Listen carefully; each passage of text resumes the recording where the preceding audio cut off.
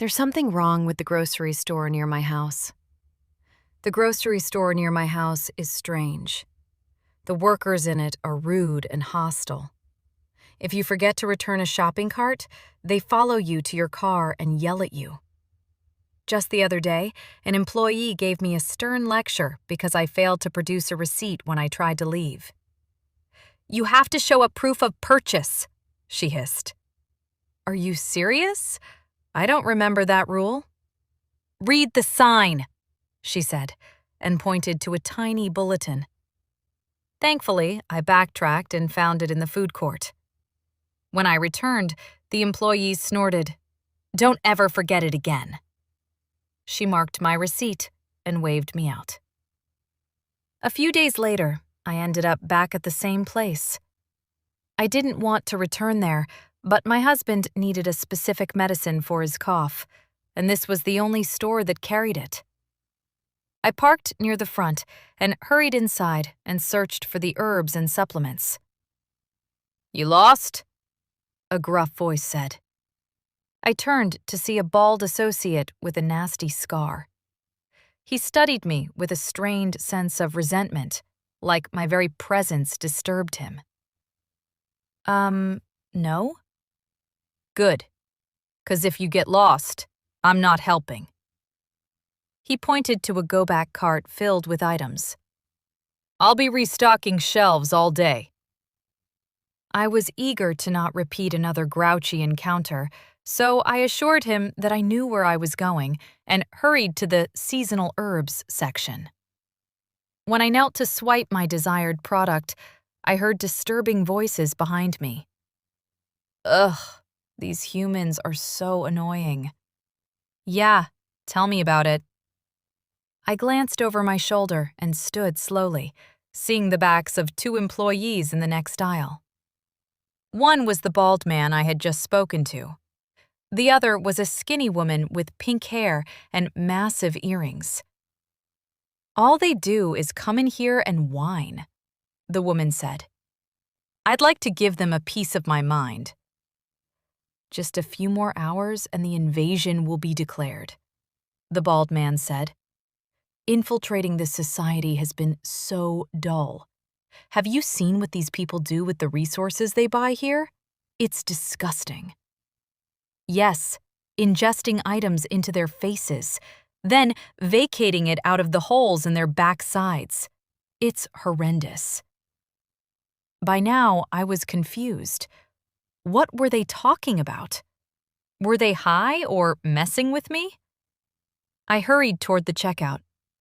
When I reached the line, a tall employee with bright pimples greeted me. "Did you find what you needed?" Yes, thank you." I could still hear the man and woman yapping in the herbs aisle. They hadn't quieted down. In fact, they'd grown louder. "That'll be $30, the tall employee said, regaining my attention. "Oh, yes, thank you." I paid, then stepped outside. I was so shocked by that strange conversation. I kept replaying it over and over. Was it all a joke? Were these workers playing tricks on me to have some fun? The more I thought about it, the more I realized that, yes, it had to be a prank. That was the only explanation. I made it to my car and fired up the engine. As I backed away, a fleshy palm slapped against my window. It was the tall employee. His face was pressed up against the glass like a sea anemone's body in an aquarium. His eyes were bloodshot and bulging, like they were about to pop out of his skull. "Excuse me, miss." Yes?" "You forgot something." He raised a small plastic rectangle into view, giggling. "Ah, my credit card. So silly of me." I smiled awkwardly. When I rolled down the window to retrieve my card, the tall employee reached inside and grabbed hold of the steering wheel. "What the?" "You seem like a nice lady." His blood-red eyes focused on me. It's going to be so sad watching what they do to you. What they do? To you? To them?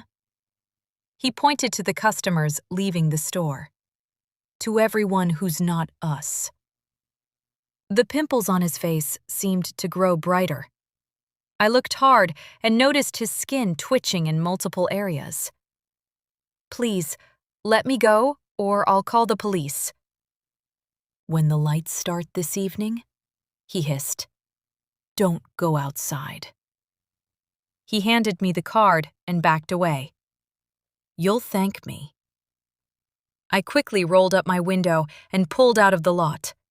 I called the police and told them what had happened, but when they got there, none of the employees matched the tall man's description. I went to bed feeling exhausted and creeped out, wondering, what the hell was he even talking about? A few hours later, my husband stirred me awake. Babe, there are strange lights outside. I dove to the window. Sure enough, there were bright colors stretching down from the sky, moving in different directions. What is that? No one knows. It started at midnight and hasn't stopped. I grabbed my phone and searched flickering lights. Some articles were claiming it was Russia. Others said extraterrestrials. In each case, the messages urged people to stay indoors. When the lights start. The tall employee's words played in my mind. Don't go outside. This is insane, my husband said. I need a better view. He rushed into the hallway. I was so distracted that I barely registered the sound of our front door opening. No, wait! I hurried after him and nearly fainted as he exited the house. Don't! Glenn! A bright, purplish light hit our house, and I heard him scream. I sprinted to the doorway. A pile of oozing flesh lay before me.